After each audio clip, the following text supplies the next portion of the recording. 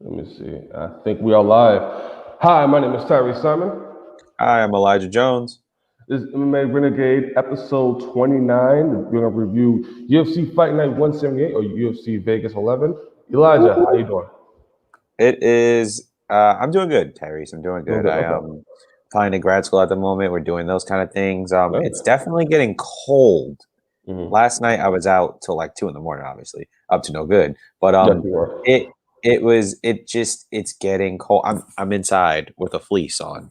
You know what I'm saying? I mean, it's not that the apartment's cold, but I'm gonna get prepared to go out for a bike ride soon. So trying to Oh, prepare you're for that. crazy. You're crazy. Yes, I am. Yes, I am. How is it? How are you doing, bud? Well, I'm in this cold ass basement because, COVID and people are at home now more than ever. So, got to try to work around some things. And yeah, it's way colder down here than it is outside and than in my house. So, It's actually funny. Last like a weekend ago, it was beautiful, and then now here we are. yeah, winter is going to be brutal. I'm telling you already. Brutal, man. Brutal. Brutal. You already have people in the viewing live. You got Flathead Politics. How you doing, Flathead Politics? He already Yo, yo.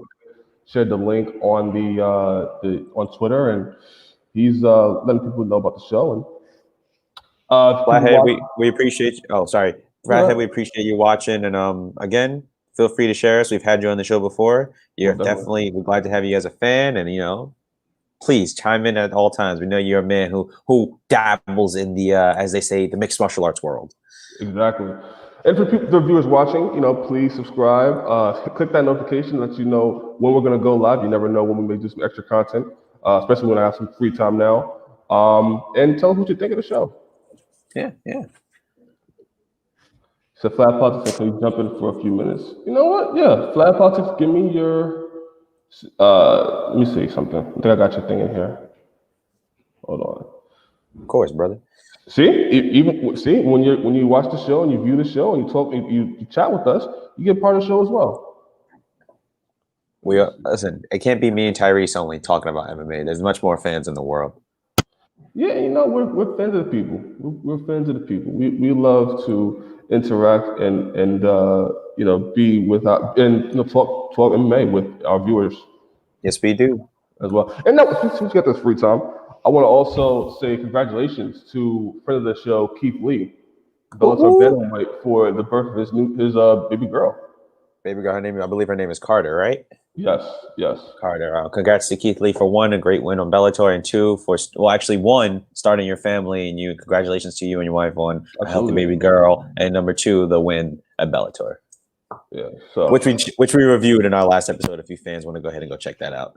most different. And it's good to see great people, doing great outside of just not MMA, but also in life. 2020 has been a really brutal, difficult year, and it's good to see people doing well. Agreed. You forget sometimes that there's still a world outside of what's going on Yeah. globally. So it's happy win. All right. So I'll go I ahead. want I'll go. It's fine. It's fine. It's gonna be an hour. I wanted to start off here. Like, you hear me? Yeah, I can hear you. All right. I wanted to start off here. Right. So last night we got to see something I didn't think we were going to see. We got to see Tyron Woodley and Colby Covington, two people we never thought we were going to see each other fight. We were talking about for years on years. It seemed like 2 years now.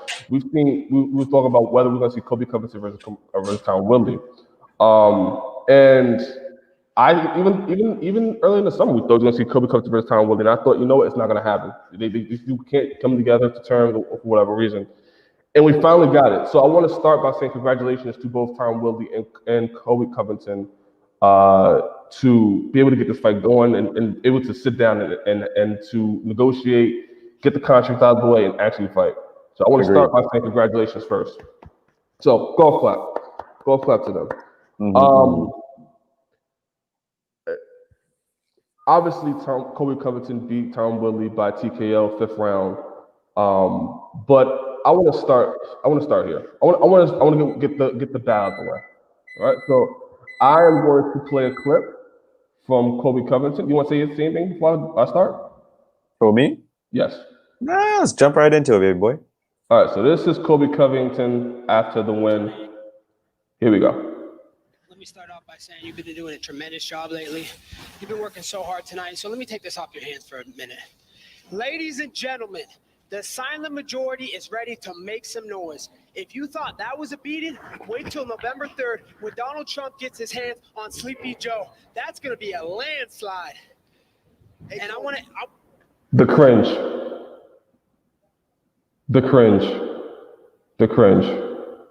Even the way it was delivered. You know, sometimes you can tell when people are like have stuff ready in the back of their mind. They already have their speech and stuff ready, and that's one of them. But I'm not gonna say anything more. Let them continue. I want to dedicate this fight to all the first responders, all the military out there. You know, this world would not be safe without you guys. You know, you keep it safe and.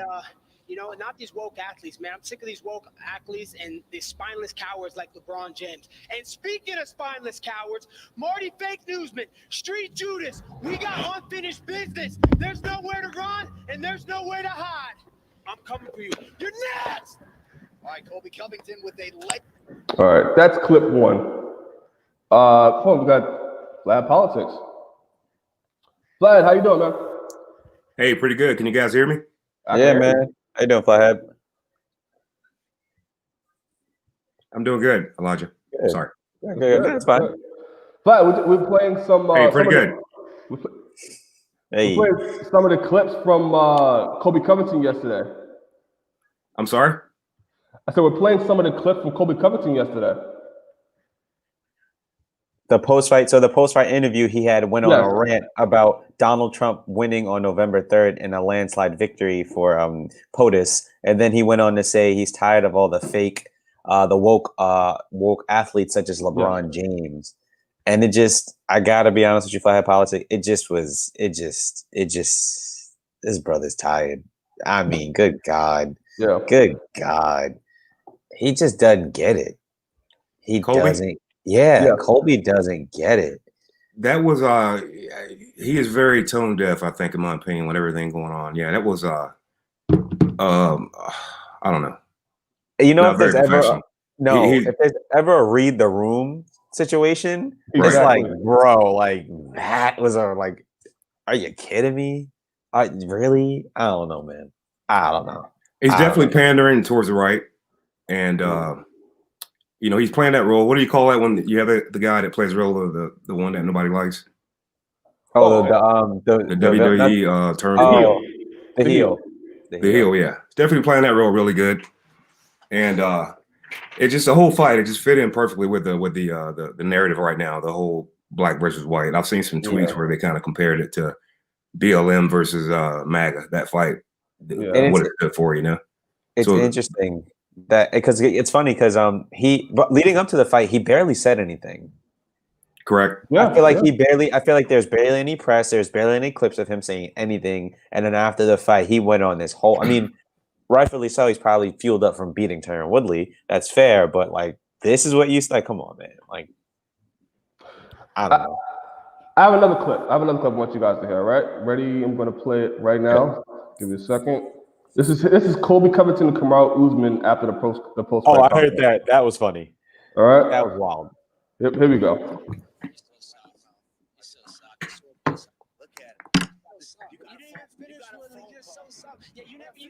Would you get a call from? You get a call from freaking your little tribe? They give you some smoke signals for you? Yeah, right. Like, yo, come on, bro. I haven't heard that one. Yeah. I heard that this morning. My brother told me about that because I turned the fight off as soon as I turned my ESPN app off as soon as the fight ended. I was like, there's no way Tyron won this. But then, what was the context on that last audio, Tyrese? What was he talking to? It was the context was he was talking about how he got the phone with Donald Trump and Colby Covington. They actually had I don't know why.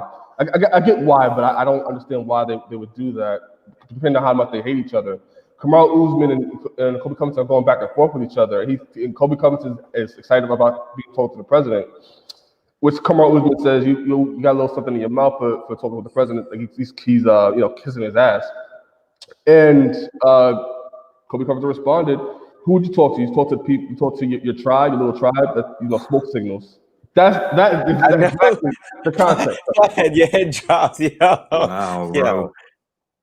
It's funny too because I think that UFC knew what they were doing, but like these two get out of control. If I'm being honest with you, like the last time when he beat, I believe when he beat Robbie Lawler, this is the same exact situation happened where he was talking, and then when he beat was it Rafael dos Anjos for the belt, and the same exact thing happened where they just went off at each other. But it wasn't to this magnitude where he said something as wild as he did to Kamaru Usman. He said this. It's never this is wild. It's just like because Kamaru Usman, I'll play the rest of it to give you more context. Kamaru Usman is playing it cool. He's like, I beat you, stuff like that. But Kobe Covington, and you're going to listen to it, he doesn't have anything to say because he lost, because he got beat. At the end of the day, he ratchets it up because he can't. There's nothing he can come back for. The argument is like, yeah, you can't. I mean, if you lost, you lost. There's the rest of it. You're a joke, Marty Fake Newsman. Newsflash, you're a joke. Hey, guess what? You're fake news. No one cares about you. No one cares about you. You're pathetic. Do you care about me? No, yeah, because you got the worst decision in the history of the sport. So many bad calls against me. Oh, yeah, no, you finished. Fake Newsman. I finished you. That was a fake stoppage, fake breath, fake fight. Wait till I see you next time. Wait till I see you next time, Marty Fake Newsman. You're dead. You're dead. You got unfinished business. Yeah. Wow. That is crazy, isn't it? Am I? Really? Really? Yeah. Am I? Kamaru was wild. Kamaru was wild. I like him. I like him even more now. Yeah, I know, right? That next fight. You're such a fan of him. That next That fight's got gonna be me. huge. Yeah. Yo. And I was like, yo, not only did he play that very well, he didn't retaliate and say anything more wild after he made the comment about his culture and all that. He just kept it like at the end of the day, I finished you. No matter what you say, you got finished by me. So it's like argue what you want, but you lost. Absolutely. I have two more clips I want to play, but I want to now get to the fights. If we got to the clips, and we've seen the Kamaru Usman and Kobe Covington exchange. We've seen Kobe Covington after the post fight. Elijah, what do you think about the fight? I thought, okay, going into this fight, right? We had talked already. We had originally believed Tyron. We wanted to see more of Tyron Woodley. Tyron Woodley had made the claim that he was going to let his hands go. He was going to try to hurt Colby Covington. We knew that was the case, right? We were hoping to see a reemergence. Round one, I want to say Tyron Woodley started off very well. I think up until the takedown, I thought he was letting his hands just a little bit more freer. He was getting movement. He stayed off the edge. He stayed off the fence for a pretty good amount of time. He was circling. He was making sure Colby didn't engage in a clinch and hold him there. And then up until that takedown, after that takedown, it seemed like the game plan was, I'm just going to have to catch him when he comes in. But Colby ramped it up, and I was like, wow, like Colby, it's not that he can't fight. We know Colby can fight, right? That's not the issue. And then towards rounds 2 through 4, you saw him implement a lot more kicks in his approach because Colby implemented a lot more kicks in his approach, and he was kicking to the body, going to the body. Tyron would go to the body, but it would seem like every 5 hits that Colby had, Tyron only had 1. So the volume was obviously high with Colby. And then going into round 4, which I didn't see with the crazy takedown, I just was like, wow, like he really busted him open. He got him there. He was close to not finishing him, sorry, but he was close to getting him to that point where he was breaking him. And then round 5, I was completely shocked at the result, if I'm being honest with you. I couldn't even believe it. I was like, wait, what happened? But I thought Colby stood out again. Colby did what he did best. He put the pressure. He kept a good gas tank. He threw a good amount of volume, and he stayed straight to the game plan. The game plan was obviously clear. Flat politics. Excuse me, 1 second. Yep. Wow. From the start, when he came out and tried to touch Kobe's hand, Kobe walked back. I was like, that kind of set the tone to me. Really? It seemed like Tyron was being submissive. And I think that played a psychological role in the game. Tyron's the way he approached the fight. Yeah. Number 2 is Tyron's got way more power. And Kobe was the one that seemed fearless when it should have been Tyron. I just thought before they fought that he would just go in and just come at this dude nonstop, and take him out. Yeah. I don't see why, or I didn't think that he would fear that guy's power or fear whatever it was he's fearing about him. I don't know where that came from. Number 3 is his corner advice. At the end of round 2, Dean Thomas told him you need to touch him more. I think they were very, very they were too passive in the way they coddled him in between rounds on the bench. I think they should have been a lot more aggressive, a lot more direct, and told him, dude, you're losing the freaking fight. You are losing. You've got to go out and get this guy. But all the way up to like round 4, man, they're just like patting him on the back. Everything's okay. I think they needed to be more motivating because he was definitely engaged in a psychological battle. You know what I mean? Yeah. So I think the psychological, whatever it was, that determined the fight. I agree with that. Yeah, I agree with that too. I think it's a combination of everything. I think it's a combination of the psychological of how big this fight was. I mean, Woodley was hyping himself up and saying, you know, he has to beat Colby Covington. He has to beat him. He has to beat him. Like it will be a stain on his career if he doesn't beat Colby Covington. He is a symbol of MMA, and he has to be the one to shut Colby Covington up. There was a lot of pressure on Tyron Woodley going into the fight to begin with. Yeah. And then you take the past performances. You take his performance against Kamaru Usman. You take performance against Gilbert Burns. And the question was, Tyron Woodley, he seems like he has the powers there. The skill is there. The skill is definitely there. It's just like that aggressive, that fire. It just seemed like it wasn't there for those two fights. So the thinking was, for this fight, with somebody you hate so much, and you put so much pressure on that you have to be the one to knock him out and shut him up finally, that he's going to let his hands go. He's working with Jorge Masvidal for this fight. He's saying, I'm going to knock him. I'm going to let my hands go. And to me, it was psychological, but it was also that Tyron Woodley, the time may have passed for him to where, you know, he's second guessing himself. Like I watched him live in real time, second guess himself, and you know, maybe not overthink, but just trying to figure out, you know, ways to let his hands go. And you know, normally at the beginning he's moving forward, he's stalking Colby Covington, and you just see as the fight goes on, he's putting his back to the cage again and again and again, which has been his downfall for the last couple of his fights. And it just seemed like he's just not there. And like the skill is there, the power is there, everything is there. He did a nice Superman punch off the cage, which was nice. That caught Colby Covington. But it just seems like that it in him, that dog in him, is just not there anymore. Yeah. I'll save it. Okay. Oh, I'm sorry. No. Fly ahead. All you. Oh, okay. I don't know if you guys caught it, but there was a whole BLM MAGA paradigm behind the scenes that was kind of working. Yeah. Interesting. And Tyron was kind of representative of BLM black people. Right. And Colby played the other side. Right. That's always a huge dynamic. You think having that perceived weight on his shoulder, I'm representing the black community here. Yes. I think that might have had to play the I think it's hard it's like one of those situations where, like, you know, let's say you're in an area or you're in a class where you may be like one of the only, you know, people who of color there, right? And it's like they tell you like, oh, like, well, people don't do this, people of that culture do that. Then they look to you and they go, well, do they? And it's like, well, how am I supposed to speak for how am I supposed to speak for everybody? It's kind of that situation where Tyron Woodley put himself where he has to speak for everybody. Like, I guess he had that pressure that he had to have that for everybody, which I don't think was, you know, fair for himself. But what was interesting is that before his interview before the fight, actually, I don't know if you guys saw that, every question that the reporters asked him, he said, well, something Black Lives Matter until Black Lives Matter, which was fair. I thought that was very interesting, very good approach to, you know, or using your platform to advocate. That's fine. But I think, like you said, the paradigm, having that background noise or having that issue of it's black versus white or BLM versus MAGA, I do think that played a part with him. One of the things I noticed in the fight, actually, in the first round, maybe the second round, was Tyron Woodley. We all know Tyron Woodley actually has the longer reach, right?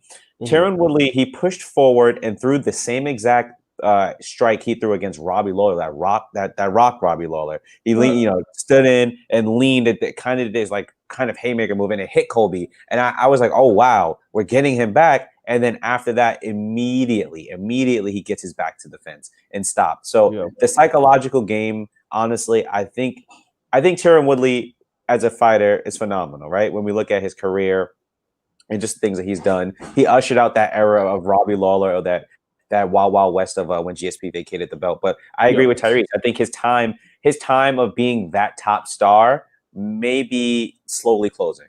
You know, like he has the star power. We know he's a name, but himself as a fighter, that I think it's just new. UFC, the age of the welterweights is just too new, or it's just a different category in a fighter that he may not fit into.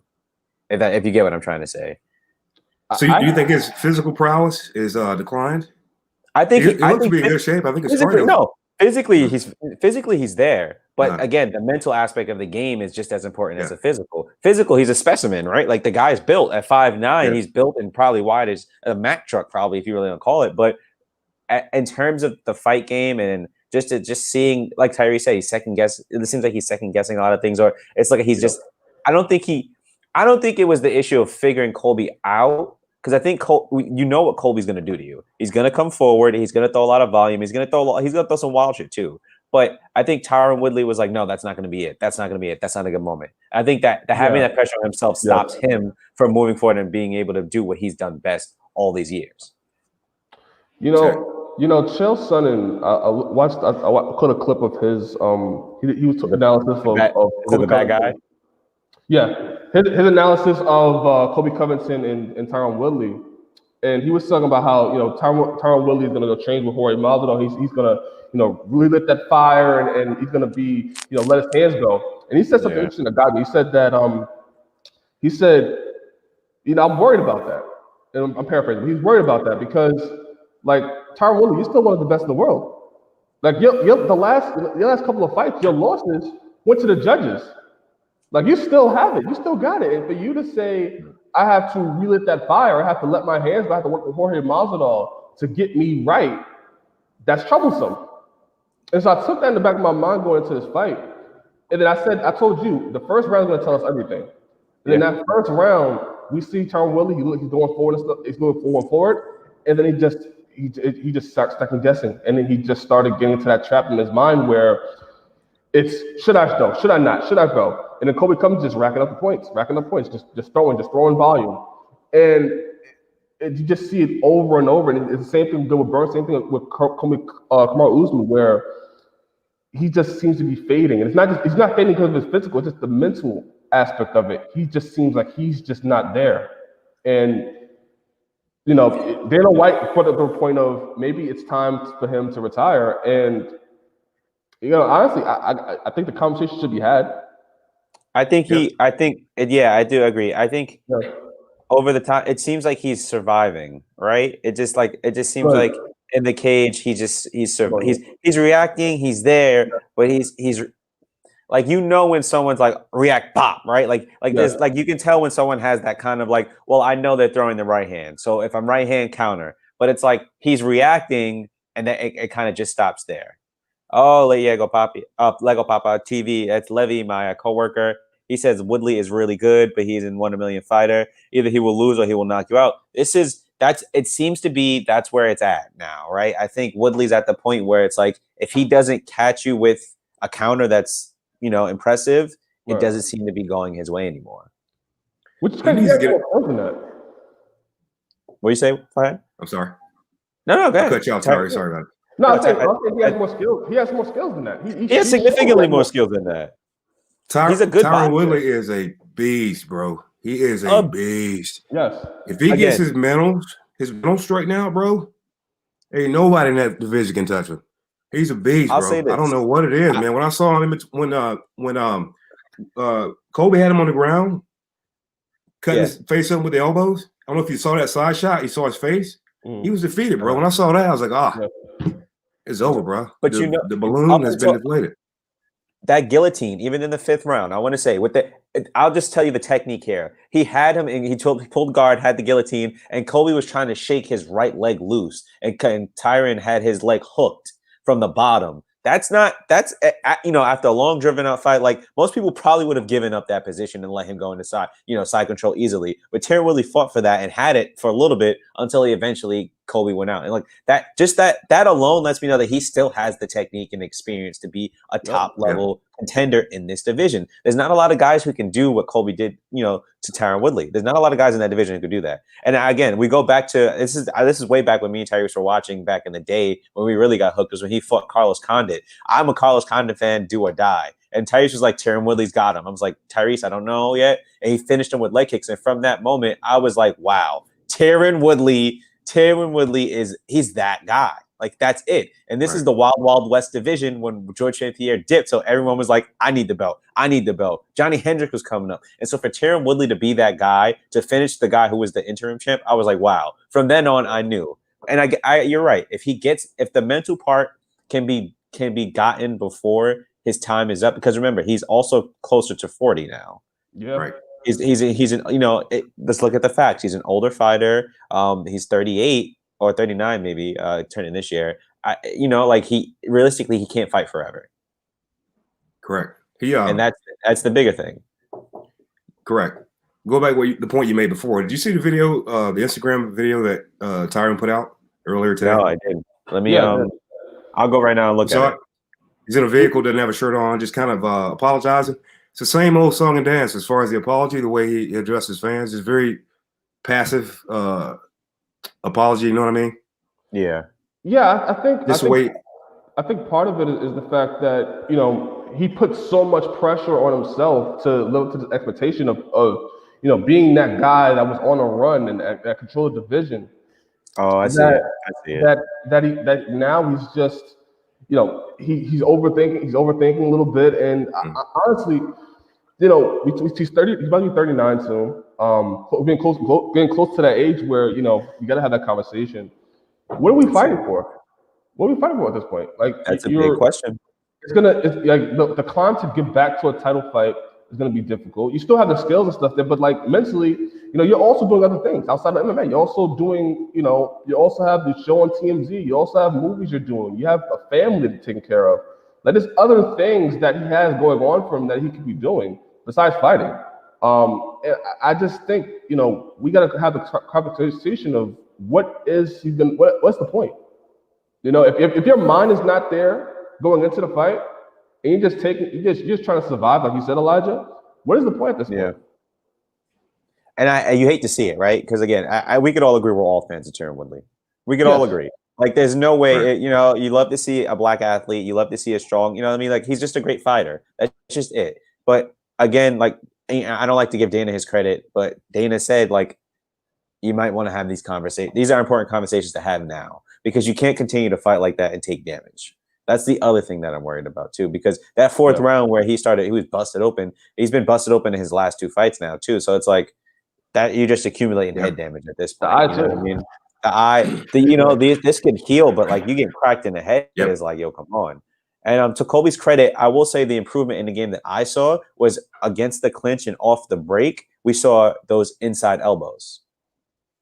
I thought those were really, really important, especially in I don't know if you guys remember the Leon Edwards versus Rafael Dos Anjos. Every time they broke in that fight, the inside elbow was thrown, and that was to like try to rattle them. And I thought that was impressive. So I thought either if Colby didn't take him to the ground and pound and bust him open, then I thought those inside elbows would do that. And I thought that was the one very big evolution of Colby's game I saw. But Tyron Woodley, man, he's still a great fighter in my opinion, but you just hate to see it.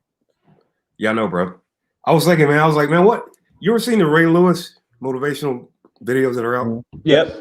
Dude, one of you guys is from Baltimore, right? From Maryland? Oh, no. Both from New York. Okay. Both from New York. Okay. But I do know you watch those videos? Yeah, I watch the videos. You kind of, I don't know, you feel something when you hear him. Yeah. You've seen that dude on the field, man. He needs a Ray Lewis type of somebody in his corner, man, to get him fired up, bro. It's interesting. I'm like, dude, come on. Are you fucking serious? I know. Dean Thomas, you need to touch him more. You need to touch him more. That's what Dean was telling him after round two. Let's go out, let's touch him more.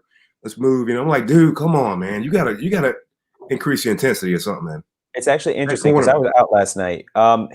The guy from where he lives wasn't in. Who's his head coach? I know Dean Thomas is usually in his corner, but the guy who trains Anthony Pettis too, was he not there? Duke Rufus?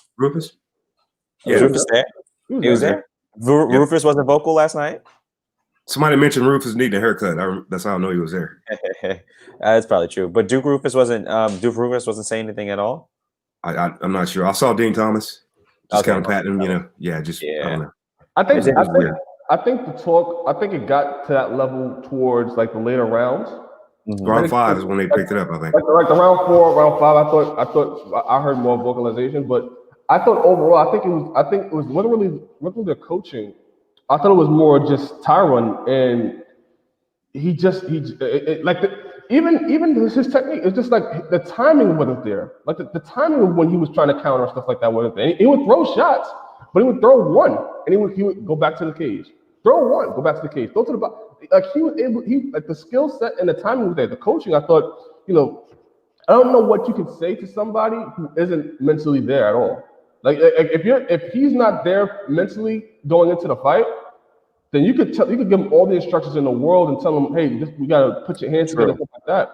It's just not gonna be there. And I think Tyron Woodley is there at that point where, hey man, we're 39, probably 39 soon, probably going on 40. Like, what's the end game here? Like, what do you wanna take a fight that's maybe a big Nick Diaz fight or somebody, a big name to have a big make a fight, or do you want to just say, hey, listen, let's just hang it up, or do you want to take one last crack at it that's going to get to a title? But I'm going to go ahead and tell you this right now. I don't mean to cut you off, Terry. He's not letting this Colby loss be the last one. I can guarantee that. I don't think this Colby loss is going to be the last one. I say one more, or it's a big fight. One more, and it's a big fight. That's it. There's no other way. There's no other way. Me plug in real quick, guys, on power. Yeah, do you think? I think that if you think about it, right, I think he's going to want to – Tyron Woodley's not going to want to actually be the guy who lost to Colby Covington, the guy who he said that he was going to destroy for almost 3 years now, right? Almost 3 years, and we finally got this fight. And we got the result that many of us knew was possibility we didn't want. Back? Good. No, it's just it's sad to see, but let's do it this way. Tyron Woodley lost through TKO. It looks like it was a rib injury. I think Colby Covington he contributed to that, the way he was able to pick him up and just kind of fight him. Injuries happen in fights. That's possible. It's everyone knows that. We'll talk about Colby next, or do you want to talk about Colby first in terms of what he's next? We can finish up on Tyron. Let's finish up with Tyron. Flathead Politics and Tyrese. What's the next move if you are Tyron Woodley's corner, and what do you think he should do next, basically? I'll yield to Tyrese on that one. I think first of all, I think a serious conversation needs to be had about retirement. I do think that needs to be happening. And if we are going to say he's going to fight again, let's pick a right matchup for him to go against, right? There's other up and coming welterweights coming up the division that are likely maybe going to get the Tyron Woodley fight also. Just if Tyron Woodley's on his way out, Dana White and UFC likes to give the young lions to the old lions and try to get that win in their belt. Yeah. If you want to go that route, or for Tyron Woodley, I would say let's look at possibly let's see if we do a mega fight. Let's see if we could do a Nick Diaz. Let's see if we could get a Nate Diaz. Let's see if we get these big names. Or Robbie Lawler, who's also on the decline as well. Like, let's see if we could get these type of fights to kind of like either end your career on a high note, or have a mega fight and try to get some momentum going. I agree. I think it's not like at a point it's now or never for Tyron Woodley, right? Because it's like he's not going to be fighting for much longer. 2 to 3 years tops, right? Realistically. With Nick Diaz potentially returning, that's an open fight. That's a big fight. That proves whether or not he still got it from a guy who's taken a 10-year layoff, 10-year plus layoff, right? Mm-hmm. And you have the possibility of the Robbie Lawler fight, because we always knew that rematch was there, but we just couldn't get the timing down for it, right? With Robbie's injuries and Tyron being at the very, very top, there's just too many people between them for that rematch to get. And then and I agree with you, Tyrese. I think before any fight is made, Levy said he has 2 to 3 more fights so he can get back again before retirement. I agree. And 2 to 3 fights can happen within that 2 to 3 year time span, right? If you space it out, give him the time to get healthy between each and every fight and each weight cut, it can definitely be done. I want to go maximum 3, definitely. I'm sorry, I want to go maximum 2. Maybe. I don't feel like he has 3 fights. It's just hard. It's just hard to believe, but you never know with a guy like this. And so again, before any fight is made, I think the talk of retirement is the first thing.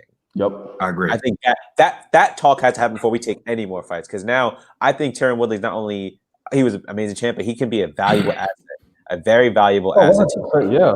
Right. This guy can. I don't know if he'll be on the talent side, but more of a commentating. He has the personality. You know what I mean? He has the IQ. He can break things down. He's broken things down with Dominic Cruz, and that fight replay before the fight with that area, like with Gilbert Melendez and things like that. So it's like that's possible. So again, let's just talk about that.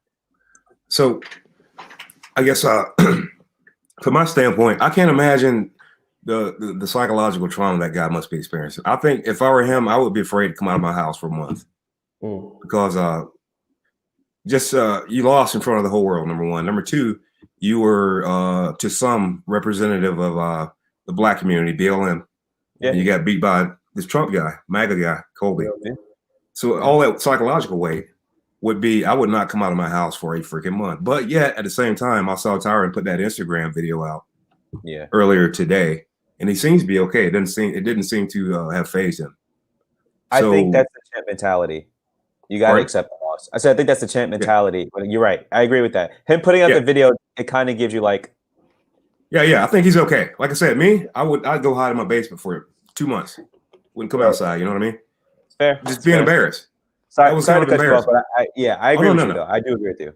No. So, is he going to be able to come back from that? Like I said, I don't know. Is he going to be in a worse spot now because he lost in this political environment to his arch rival? Yep. You know what I mean? So that's extra weight involved. So what's even worse than losing 3 times in a row is losing 4 times in a row.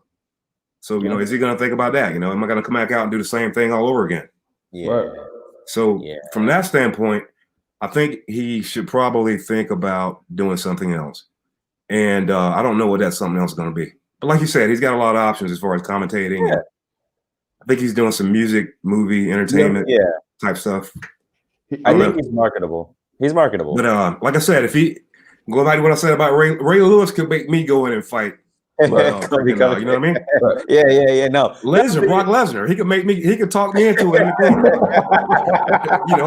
Dude, I gotta know. I'd get my ass kicked in like 2 minutes, man. But that dude would get me pumped up. But like I think the mentals are a huge part of it. Right. I think if he can get that part addressed and fixed, man, that dude is a freaking beast, man. I think the right Tyron was Starch Usman, the right Tyron, and Colby Usman. Starch first round. You're right. He gets his head tight, man. Physically, that dude he's a monster, man. 38 and jacked like that. Come on, man. He is a cardio tight. He's a monster, bro. If he gets that fixed, man, he's still got some good fights. You know what I mean? Agreed. But like I said, I'd be stuck Tyrese. I'd be in my basement, bro. 1 to 2 months until the election's over. I might come out. You know what I mean? I picture Patrick coming up from the Rock. That's all I picture now. I'll be peeping out like Method Man in that Mary J. Blige video, man. You guys remember that? Yeah, peeping out around. Yeah, bro. I definitely do think Tyron Woodley. He has a lot of other things to do. He has the TMZ thing he has going on still. Yeah. I honestly can see him being a representative of ESPN, just like Daniel Cormier is doing now with ESPN. I can see Tyron Woodley in that same space. Like I think Tyron Woodley has that he is that figure, and he is a former analyst. Like he has that in him to transition to the next stage of his career. So I'm interested to see what he does next, and whether retirement or whether fighting is going to be his next move. But I'm sorry. No, go ahead. I'm sorry. I was trying to wait until you got finished here, man. I'm sorry about that, Tyrese. That's all good. Let's move to Colby Covington now, right? So Colby Covington beat Tyron Woodley by TKO via rev injury. Let's talk about what's next with Colby Covington. Before we do that, let's play a clip of Colby Covington in the post-fight. Ready? Go.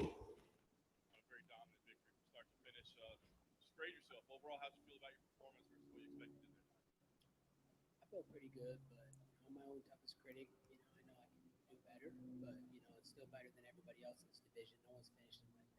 Everybody's taking the scorecards. He was done at the end of the 3rd round. He was ready to quit. He told his coaches he was done. So that was the worst decision he ever made, showing up to fight me. Almost worse is him not getting a prenup with his last ex-wife. Speaking of prenups, where's Jorge Masvidal? And I know he should have got a prenup with his ex-wife, so he needs to come see me for all the talking he's done. You know, come see if he can walk the walk. I talk the talk, I walk the walk. I want to see Jorge Masvidal in that up. All right, so that's clip one. This is the final clip here, talking about Tyron Woodley. I also want to play this. With your other Can you turn the volume up? Yep. terrorist sympathizer. How do you draw that parallel to, fighting for equal rights and social justice? How are those the same? Because he's standing up for lifelong criminals. You know, the Black Lives Matter is a complete sham. It's a joke. They're taking these people that are complete terrorists. You know, they're taking these people that are criminals. You know, these aren't people that are hardworking Americans, blue collar Americans. These are bad people that are criminals. You know, and they shouldn't be attacking police. You know, if you're breaking the law and you're threatening the cops with weapons, you know, you deserve to get what you get. So, you know, that the law enforcement, you know, protects us all. You know, if we don't have law enforcement, it'd be the wild, wild west. So, you know, people need to go give a pat on the back to law enforcement every single day and thank them for keeping us all safe. Otherwise, you know, all these criminals will be running the streets wild and none of us will be safe. So you're saying that Tyron Woodley supports criminal behavior and encourages it? Yeah, absolutely. You know, he's a communist. You know, he's a Marxist. You know, he stands for criminals. You know, he hates America, and that's why he got broke tonight. Right, understood. What makes him a communist? I don't understand. Thank you. Great question. No! I was like, wait, where is this coming from? I'm so confused. He doesn't like America. He doesn't stand up for the rights of America. He doesn't stand up for law enforcement officers. He wants to defund the police. These are the same police that give him private security and him and his family, you know, daily. So, you know, now you want to vilify them and put targets on their back like LeBron James. You know, these guys are heroes, man. These guys are real celebrities. So, you know, we need to give a shout to law enforcement and stop trying to vilify them. Okay, guys. So, from the clip we just heard, I think Colby Covington is going down a very, in the UFC as well, are going on a very dark, it gets very divisive, gets really, really dicey a road right now. Because all this shit that Colby Covington just said, first and foremost, is bullshit. That's first and foremost. Number two, are the UFC going to support Colby Covington and not punish him for anything he's saying, and support Colby Covington for everything that he's saying now that is going to hurt the business? Not just hurt the business, you're also attacking people. Not just attacking people, you're also saying stuff that you don't even know. Like the question I would have asked is why do you think Tyron Woodley is a communist? What is a communist? What is a Marxist? Because for what his definition of what he's trying to say, look, he doesn't even know what he's talking about. I feel like Colby is like many of us who maybe went to public school, where they talk about communism and Marxism maybe one time throughout history, you know, history class, and then you just never hear it again. And so it's like for you to even use that, I can guarantee you about half of the people in the world probably can't definitively state what the fuck that means to be a communist or a Marxist. I can guarantee you maybe 3/4 of the world, maybe. Like, I don't know, man. I don't know. It's crazy. Does Flathead have words? He does not. Very incendiary his rhetoric, his speech afterwards and whatnot. Dana spoke out about that in the press conference. He talked about Did he really? He talked about this particular climate and also compared that to the climate between when Khabib fought Conor. Oh, it's way worse. That was like levels worse, you know what I mean? So yeah, this is bad. It's even worse because of, like I said, once again, the political climate that we're currently in. Yeah. And there's two perceptions of BLM, Black Lives Matter. Some people see it as I'm black and my life matters. Yep. Others see it as the hate group that they're putting on the mainstream, going out and setting fires and doing whatever, you know what I mean? So, yeah, just there's a lot of trigger words in his language there. just to kind of rile up, I guess, get one side excited, the Trump side. But yeah, I don't think Dana's going to do anything. He spoke about allowing fighters to speak freely. Yeah. They don't tell them what to say and what not to say. So I don't think Dana's going to do anything, Tyrese, which is your second part of your question, right? Yeah. And number one, his roommate spoke about how Colby used to be. He made a decision. He realized that he wasn't an interesting fighter. He could fight. Yeah. But he wasn't a draw. And he chose to play the role that he's playing now with what'd you call it, a heel? The heel.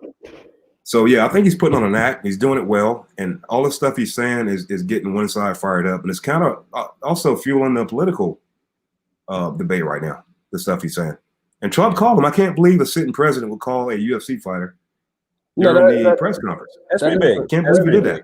Yeah. During the press conference, live. Yeah, that was pretty big. If I'm being honest with you, I don't see, like you said, Dana. I don't see Dana doing anything about this. I think Dana has always allowed fighters to really do free speech unless they've done something completely outrageous where Dana has needed to step in, but he's never felt the need.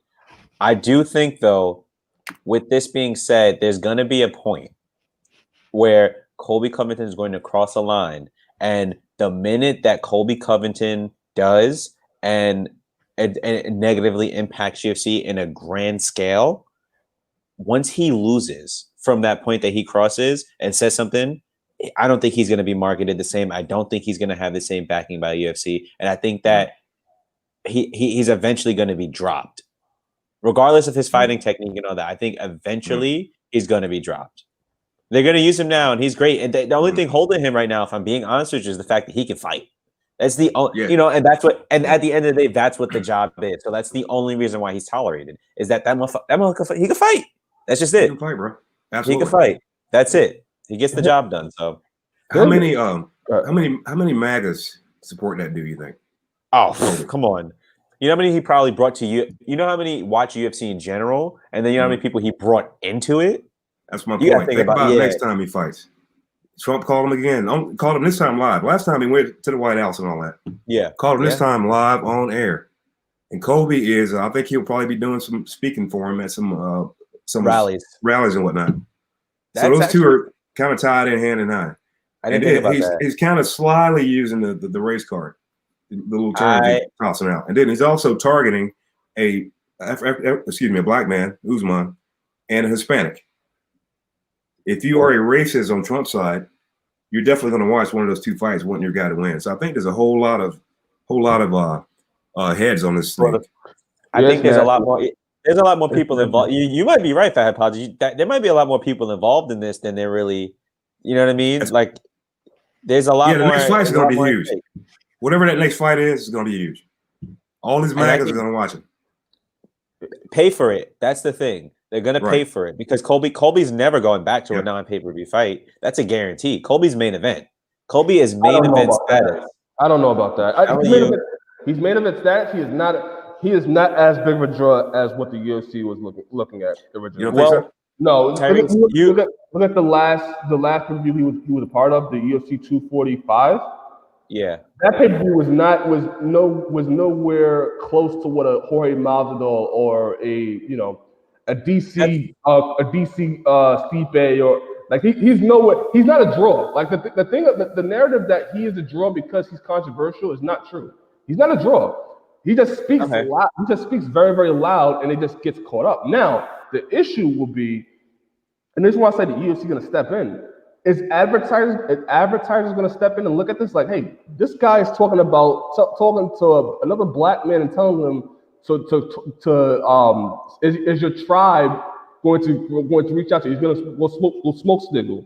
He's talking about people's marital life. Talking about Tyron Woodley and Jorge Masvidal's marital life. He's then calling a black man, Tyron Woodley, a communist. But doesn't he have any understanding of what that means? And he's saying things like Black Lives Matter is a terrorist group, and they don't like. He's saying all these things, and I'm like, yes, Dana White doesn't normally he doesn't say anything to these athletes, and he lets the fighters do the fighters. Like Conor McGregor is a big example of that. At some point, it's like we talk about crossing the line. He's jumping over the line now. Like now on live television, I agree. He's crossed over that line. He's make an argument. He's saying more foul shit than Conor McGregor ever did. Yeah. Right. It's gonna get to a point. It's gonna get to a point where UFC, his vignettes and all this other stuff, they're just not gonna be. Oh, where did Terry's go? Oh. Yeah, You know he blocks me. I'm the one he blocks out. Yeah, I was like, wait, what? No, it's gonna get to a point. This is gonna be a point where all his vignettes, all his interviews, they're not gonna be able to market him because of the wild shit he says. It's gonna get to that point where they can't cut the thing. They're gonna obviously tell him what to say, whatever, but it's gonna get to a point where he's just gonna become so toxic that they're gonna have no choice. That once he loses or once he's not able to keep up with the current fighters, they're gonna drop him quicker than anything. I'm telling you this. I truly believe that after this climate is over, I think Colby, I agree with you with saying that Colby's not a big draw as those guys, Masvidal, DC, those guys. That's fair, right? Because those guys have built names for themselves. But given, like Flathead Politics said, given the political climate, given the fact that this guy got a call from the POTUS after his fight, you wouldn't even think that the president of the United States was watching a UFC fight, to be honest with you, right? Obviously, no. And regardless of whether or not he watched it, he called Colby. Regardless of whether or not he watched it, he called Colby, and that alone brings stock to Colby. Maybe not on the UFC side, but that brings people to watch him. That's all I'm saying. That brings in viewership. I'm not saying he's going to be the biggest draw. I'm not going to say in comparison to other fighters that he's going to be star level. But at the end of the day, you have a guy who's able to lead a group of immensely toxic people. Yes. Regardless of whether or not you think, it's right or wrong, this guy has got the masses behind him. And I think it's just going to keep getting bigger and bigger until it gets to that point where they're going to be like, now we can't fuck with you. Now, like, it's going to be that point. But again, with UFC standpoint, and Dana might be like, fighters say what they want. Who knows when that point will come? That's my biggest issue. Like, you're right. Like, he's doing hopscotch on the line. His brother is doing hopscotch on the line. But we just don't know when. We don't know when it's going to be enough. For us, we're done. Obviously, we're all done with it. But, brother, again, if we look at business, and you're a business guy, Tyrese, if I apologize, I'm sure you are too. At the end of the day, what does he do most that contributes to the overall wealth of UFC? He wins his fucking fights. Yep. I think his stock went up. I think his viewership will definitely go up. He's got a lot more magas on board. He's feeding that fire over there. Bro, not only did the president call him live at the conference, the president said, I was at a rally. I had to lead a rally to make sure I got home in time to watch you fight. So he's cutting short his rally to go watch this guy fight. The president's doing this and saying this live on freaking air in this climate. I think as just president, number one, you should be neutral. Yeah. I don't know. The whole thing is crazy. Let's piggyback off of that. Like, there was just a little haha here. Funny thing about it was in a phone call, he referred to Colby Covington as, you're champion, still holding the champion high. It goes to tell you that Donald Trump doesn't give a fuck about this. Yeah, like he thinks Colby Covington is a champion. Right. Like, I know, right? Look, you're right. Tyrese, that's why I agree with you. The brother probably, Tyrese, you're right. He probably don't even watch. He don't even watch. I can guarantee you. Yeah, you're right. Bullshit. And you're right. I can easily see somebody calling Trump talking to Colby Covington. I can see that happening. Like, I don't think Donald Trump is rushing home to watch the Colby Covington and Willie fight. He may have, but I don't think so. Yeah. So, like, it doesn't matter. The issue is, Tyrese, I'm not cutting you off, but it doesn't, like, at the end of it doesn't matter what we think. The fact of the matter is, the call from the president of the United States happened. He was on speaker. He spoke to him, and like, let's be honest. We could say this is obviously worked. Let's just be honest. Obviously worked. But at the end of the day, he called him. That call taking place in general. Yep. Just brings you from here. I'm not saying it's good to here. That call in general, Tyrese, to be on that kind of level. Just putting it out there. I'm a president. I got so many problems going on in this big old world. I'm the most powerful man on the planet. And I hurried away from my rally to go watch this dude fight. He's saying that to all his MAGAs. There's a whole lot of them. Those dudes are WWE fans. They love that kind of stuff. Who you You think got the black-white paradigm. I think It's nasty. So it's I all think- nasty. a racial divide in a fight always fuels a fight.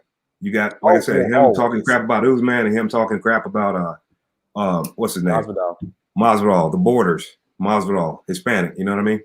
Mention, So all that stuff kind of ties in. So I think that next fight is going to be a big one. I'll say this: if I'm in, if I'm Colby's manager, the next fight needs to be Masvidal for the #1 contender. They're Yeah. it is what it is at this point. I'm glad we transitioned to this part. So now Colby Covington, he's beat Tom Woodley. He's talked about Kumar Udman. You heard the clip. Talked about Jorge Masvidal. You heard the clip. You're saying Jorge Masvidal's the next fight? I disagree. I think so. I disagree. I think the next fight should be Leon Edwards. And here's why. I don't disagree with Leon Edwards is, if we're looking at it, he is the guy that's next. Because no one wants to fight him. And if you are trying to be the champion again, Leon Edwards is the guy you have to beat. There is no other path besides Leon Edwards. You have to go through Leon Edwards. I agree. And I find it weird that everybody, like Jorge Masvidal, wants to get Nate Diaz. Stephen Thompson, I think he talked about Leon Edwards, but not really. So It was Stephen Thompson has had a fight in forever, so that's also a thing too. everybody's calling everybody else out except for the #3 guy in the world. That tells you a lot. And for me, for anybody to be the #1 contender, go after Kamar Usman or Gilbert Burns after the fight in December, you must go through Leon Edwards. There is no other way around it. Now, I agree with you. I've been an advocate for Leon Edwards ever since I saw him fight. I'm not saying Leon Edwards is the next fight. Theoretically, he should be the next fight. But if you're looking at who's open, and if you're looking at Colby's, you want to increase Colby's stock because that's what they want. His team's going to want to do that. And if you're Masvidal, you're going to want to increase your stock as well. Those guys both don't have a fight at this moment. I'm sure that Masvidal doesn't have much. He's probably healed up at this point because he doesn't seem to have any debilitating injuries. And you have Colby Covington, who pretty much dominated Tyron Woodley for 5 straight rounds, right? So I would love for Leon Edwards to get his title, to get his shot, right? That's what should happen. That's what really should happen. But the likelihood of that happening, given what's going on in the world, given Colby's stock kind of rising here with this fight, beating the guy that said he was going to beat you from, cage side to cage side, I find it hard for him to truly get the shine that he needs. This is why I'm saying that the Masvidal fight is the fight that's going to happen next. If it comes to fruition, if it doesn't, that's fine. Leon Edwards should be in there. I think Masvidal fights Nate Diaz. I don't have any information to back this up, but from what I'm seeing, from what I know they were pushing that. Ariel Helwani has talked about, it is like it's going to be Masvidal versus Nate Diaz again, and I can honestly see that fight happening on the same card his brother fights on the card, or close to it. It's fair. I would love for Leon. I want to say this now. I would love for Leon to finally get the title shot he deserved because I think he's capable of beating Masvidal. I think he's definitely capable of beating Colby because he's in my opinion one of the top 3 strikers in that division. Mm-hmm. And his wrestling defense and his ground game is phenomenal. It's in the fight with what's that guy who trains jiu-jitsu, predominantly jiu-jitsu and is a welterweight, Gunnar Nelson. That fight alone let me know that he's ready for that. So. But I just don't see that fight coming to fruition, Tyrese. I'm sorry. Flat. Are you asking which one I think should be next, or which one will be next? Who's next for Colby, do you think? Masvidal. It's the biggest draw because of all once again, the political climate. And he's relevant right now. He's right. That's the thing. Relevancy is another. Yeah. You're right. He's hot right now. And what time frame would you propose for that fight to happen? The fight you're talking about, Tyrese? For Colby Covington or versus somebody else, Leon. End of the year. Anybody? Would you? What month would you want to see them fight? I would say if we're in September now, I wouldn't see that fight happening until either December or next year, maybe January, February. Because that's the main event. If you were to do it that way, or co-main event. The thing about the Jorge Masvidal and Colby Covington fight, other than the personal issues, Mhm. there really isn't a political issue there because they both like Trump. They both have the same similar Opinion of Trump. opinions and stuff like that. So it's not political. Like they're both the same club. Like Kobe Masvidal's from Cuba. He's from Cuba. He was born in Part Cuban, yeah. He's part Cuban. He was born in Florida, so I don't think he's from Cuba. Born No, in he's Cuba. part Cuban. He's part Cuban. He's part Cuban. Okay, so yeah, so there's not really that political thing is there.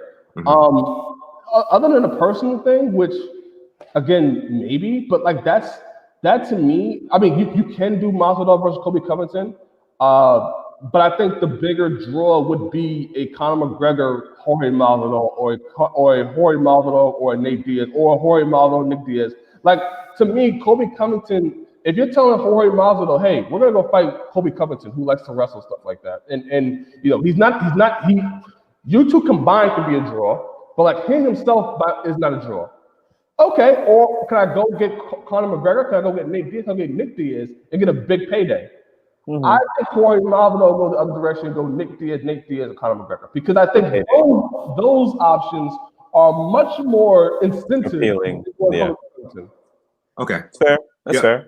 So yeah, I can't disagree with you, but I do think that Kobe is smart enough. Him and his team, they've strategized and looked at the person that should be next, who's going to be the biggest draw, who's going to be most beneficial, and they chose Masvidal for whatever reason. So I think just kind of going with that. I think there's a certain I got friends, people that I know that are going for Trump, and they're good people. I don't have any issue with either side. You know what I mean?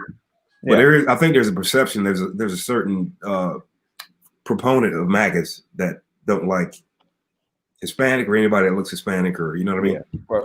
I think that once again, I think that might have been what I was trying to reflect on when I said what I said before. Yeah. But I agree. Leon's there. I don't know about the Nate and Masvidal fight. I think it'll be a big one. But did you hear what? Actually, I won't even bring that up. But yeah, I don't know. I guess it depends. Beauty's in the eye of the beholder. Yeah, You know I what think mean? On the that issue we were there for the fight, Flathead Politics, and Oh, okay. we watched the fight. We watched the fight at Madison Square Garden with Nate Diaz and Jorge Masvidal. And a fight fan, a regular fight fan would go, that'd be a great fight. Like, we know what happened the first time, but what will change from the first time is the issue. Yeah. Like, don't get me wrong, people will still tune in and buy it. The only bigger draw would be for Nick to come back and fight Masvidal, but that'd be like you're giving a guy who's 10 years plus off, on his couch, not on his couch, but probably staying active, but not a fighter, to a guy who's recently just fought for the belt. It's like, sure, you can see him dominate. Like, do you really want to see him dominate a guy? And the possibility of Nick Diaz to win is there. That's there's always a chance, always a chance for him to win. But like, let's really look at it. Like, Masvidal is at the top of the game in terms of welterweight. Nick Diaz is from a phenomenal fighter, but he's from a different era too. So having to adapt and get those skills, do we know if that happens right away? We don't know. Great fight. The stories there, like you have the big brother coming to avenge the little brother. Yeah. You have the soundbite of always a great story. You have the soundbite of Nick Diaz saying, you're going against my brother, you're gonna baptize my brother. Like, you don't, like, you have that soundbite there. So I think Nick and Nate and Conor, more valuable, more incentive than Kobe Covington. Conor's in jail, and he wasn't in jail.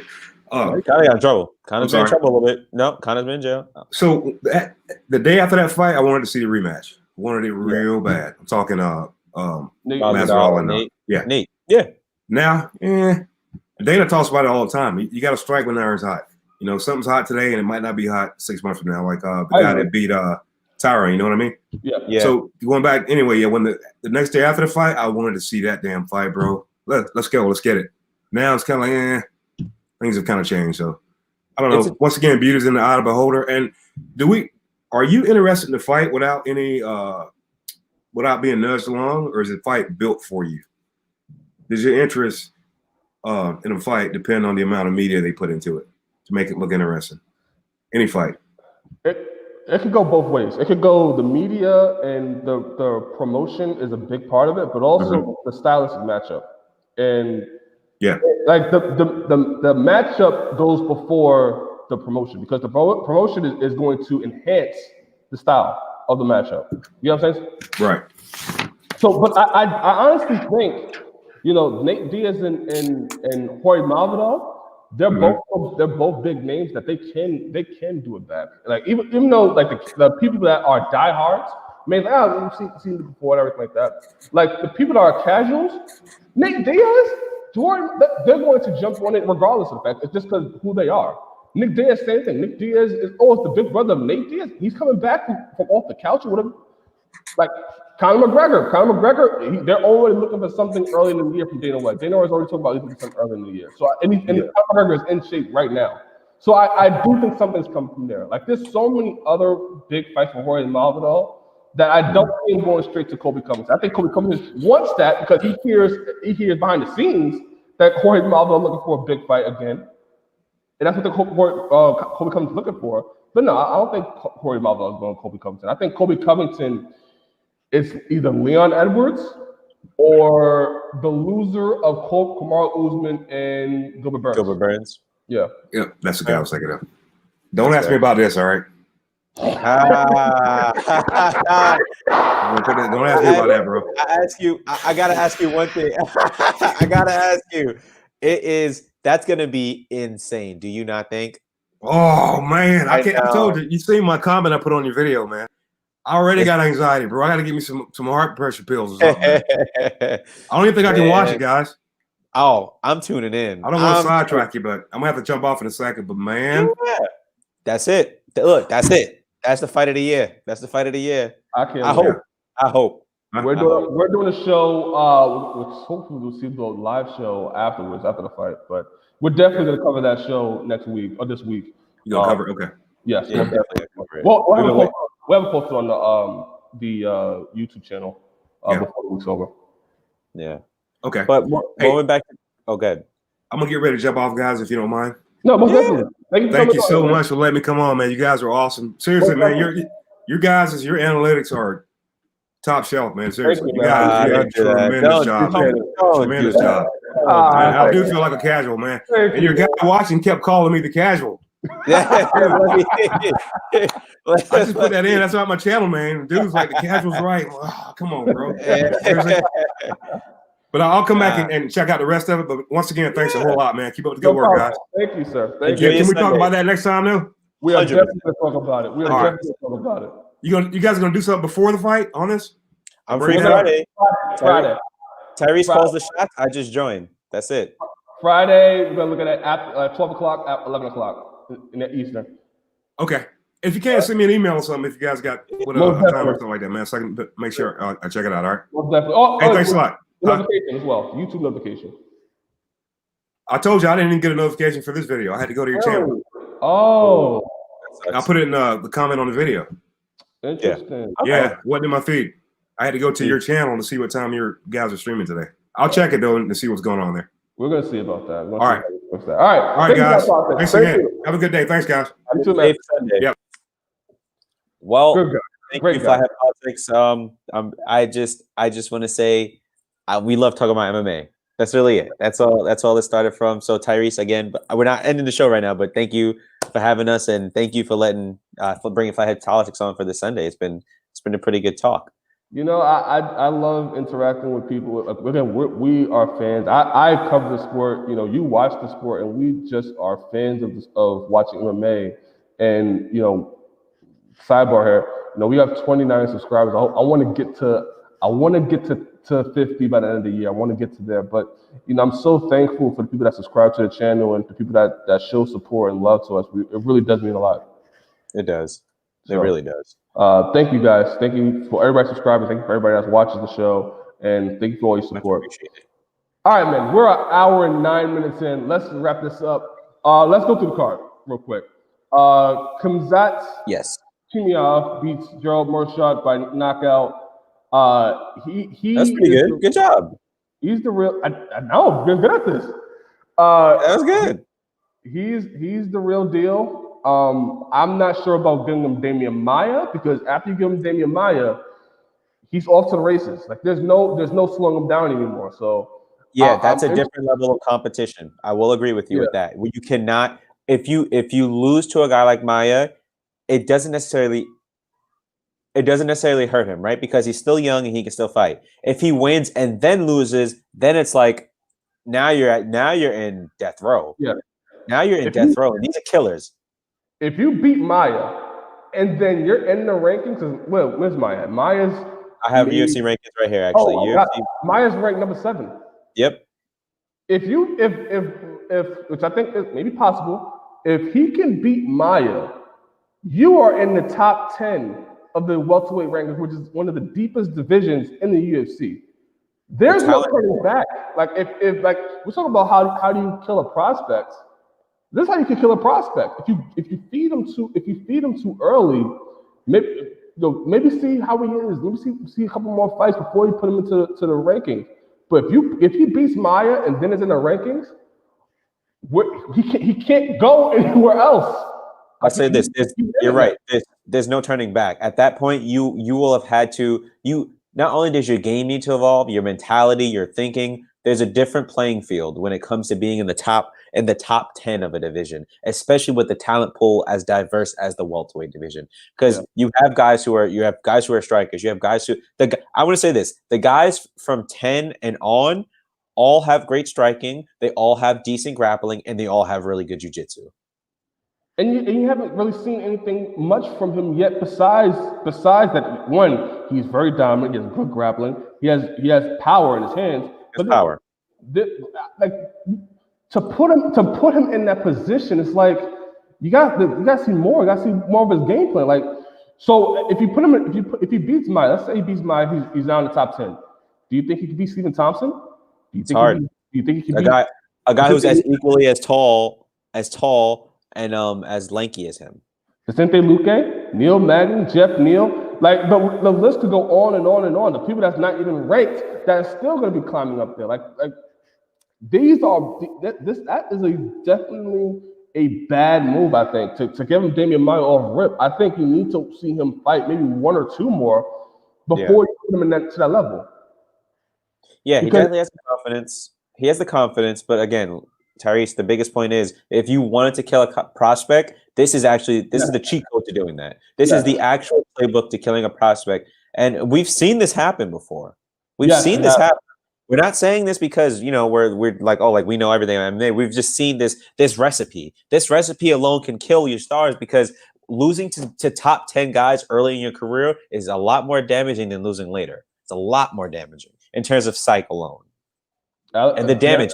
Darren Till is on that same boat. Pretty good example. You could make the argument they never got to maybe that top 7. But what's his name? Who joined ONE FC? Sage Northcutt, very talented prospect at lightweight. His biggest issue may have been his just working on his grappling and getting tired. But he was no older than 23 at the time. And he was getting pushed as the next biggest thing. And then he went up to welterweight, fought Mickey Gall, lost Mickey Gall, fights one more fight. Sorry, wins a fight, then loses a fight, then leaves UFC. It's just a different game. And I agree with Tyrese. But Khamzat's got skill. And it's possible for him to be in the top 7 and survive. But the issue is if he doesn't survive, they lose a very big prospect. Exactly. So we'll see what happens there. Johnny Walker beat Ryan Spann. Not really much to say here. I thought Johnny Walker. They both got hurt. Not really much to say of what Johnny Walker has gotten better at or changed. I mean, he hasn't been there for long apparently, but good win for him getting back on track, and now he could move forward and hopefully the SBG connection will work. I thought Ryan Spann got the win there. I'm surprised he's stuck with the takedown, even though he held that single. He held that. It looked like he was trying to get the double and then went to the single, and then it just with a guy like Johnny Walker who has that power, those engagements where you're not able to take him down, you gotta do something else. And I think that's Walker's biggest issue is his grappling. I think that may be one of his strongest weaknesses. But in a position that you're not getting and it's not immediate, and Spann really tried for this takedown. Yeah, and he had him hurt. He had him hurt. He caught him with a left over the top, and it was beautiful because Johnny Walker stumbled. And so I wish he just took his time a little bit more. Spann is still a good prospect, but we'll see how he comes back from that. Cowboy Cerrone, fought Nico Price, and that was to a draw.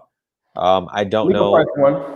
Nico Price definitely won that. Cowboy said to himself that he felt he lost that fight. So I'm interested to see where that fight goes. Let's keep going through the fights. Mackenzie Dern won by Armbar beat Rana Marcos. Rana Marcos,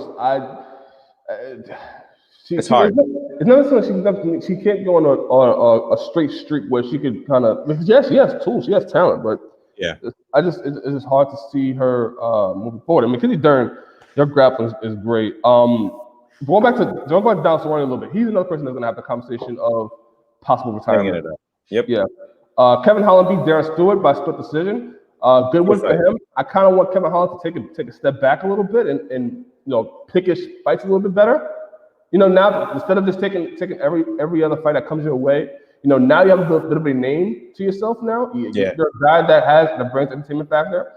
Leverage this a little bit to get a fight you want instead of taking any fight that comes your way or fight on short notice. I think you have the talent and you have the name now and the value, like Angela Hill, to take a step back and say, okay, I want that opponent or that specific opponent to get me close to be ranked.